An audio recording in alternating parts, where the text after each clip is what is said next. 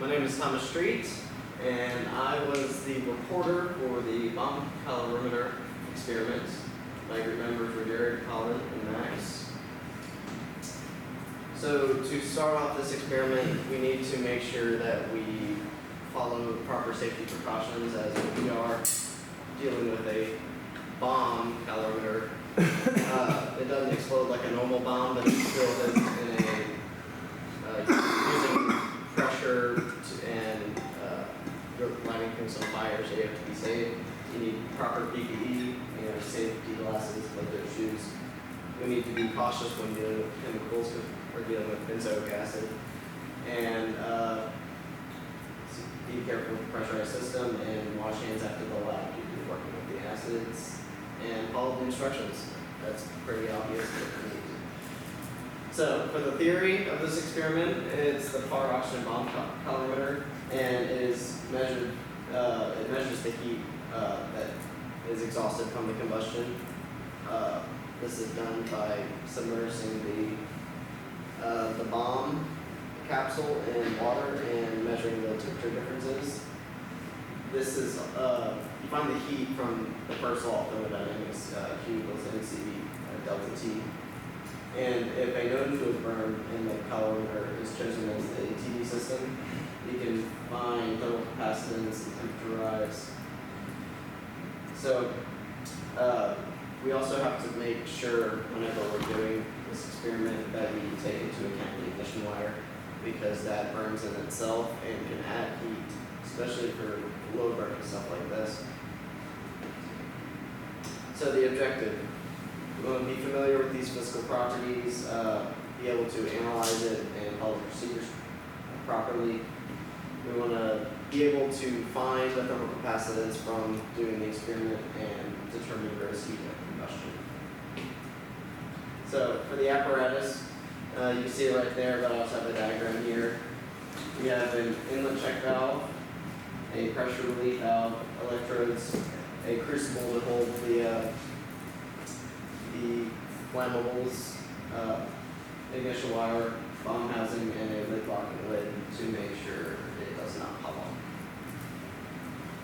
After completing the experiments, we got benzoic acid, and we have some sour skittles. Here's the raw data for those.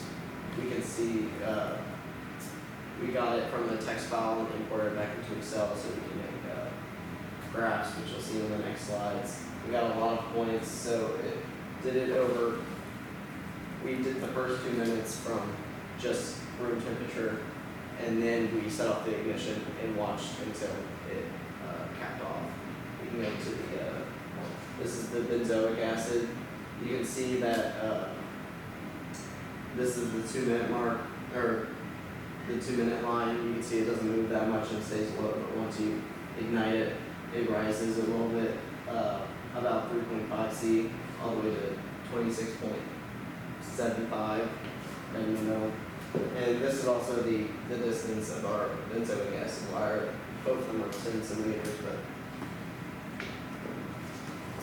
this is the candy one, the sour skittle. On this one, you can tell that it was done after the benzoic acid because its room temperature is slightly higher because we didn't let it fully cool because we don't have time for that.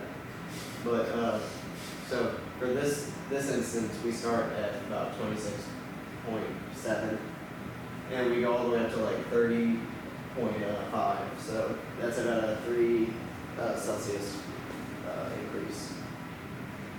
So for the conclusion, or for the results, the overall thermal capacitance for the benzoic acid was 95.98 kilojoules, and the heating value for the benzoic acid was 26.45, while the heating value for candy was 26.35. So the candy had a lower heating value, but the wire burned more on that one, so it could have raised it even a little closer than it should have been. So some possible sources of errors. Could have had a wet skittle, it could have affected its burning.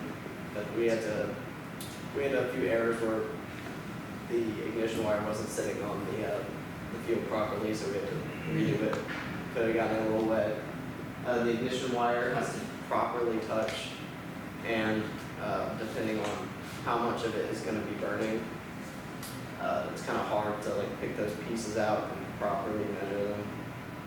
And of course, offset readings. Yeah, the measuring devices could be a little off, but those were probably most of the first two. So that was the experiment, and thank you for listening.